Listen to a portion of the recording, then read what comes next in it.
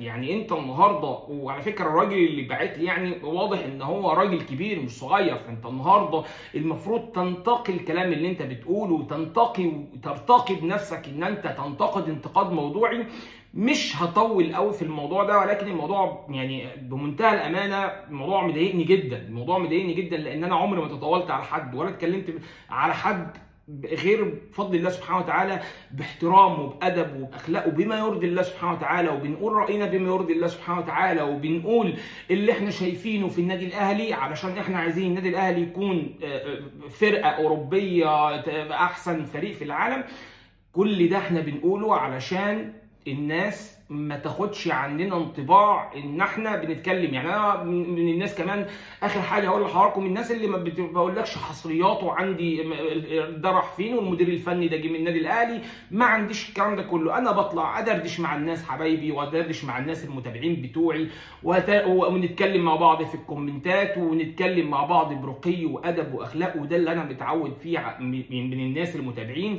ولكن لما يطلع واحد كده يعني بيقول كلام مش مظبوط، هو ده بس انا حبيت انوه له واقول له لو هو ان شاء الله باذن الله يكون بيسمعني، حاول ان انت يعني تكون اهدى من كده في الانتقاد، وتكون انتقاداتك انتقادات موضوعيه.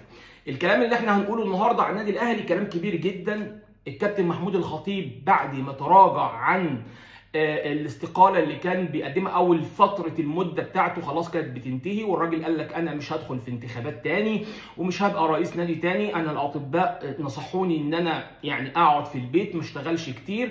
كل الكلام ده فوق دماغنا، ولكن يا كابتن محمود زي ما قلنا بالظبط هو ده اللي حصل. قلنا الكابتن محمود هيتراجع لان مصلحه النادي الاهلي دلوقتي ان الكابتن محمود الخطيب يبقى موجود. هنطعم بكام عنصر خبره من بره، نجيب الكابتن او الاستاذ ياسين منصور، حاجه قيمه وقامه كبيره جدا في مجال العقارات، وراجل بيزنس مان كبير جدا، فهنجيبه يبقى نائب للرئيس. هنجيب الكابتن سيد عبد الحفيظ يبقى مسؤوليه كامله عن قطاع الكوره، يعني راجل هيبقى في مجلس الاداره، هيبقى عضو في مجلس الاداره. كل اعضاء مجلس اداره النادي الاهلي ناس يعني محترمين، اذا كان الاستاذ خالد مرتجي، ولا كان اللي هيبقى معاهم ان شاء الله باذن الله سيد عبد الحفيظ او طارق قنديل او الجرحي او الغزاوي او الضماطي، كلهم ناس محترمين وبيشتغلوا لمصلحه النادي وبيشتغلوا بمصلحه النادي الاهلي.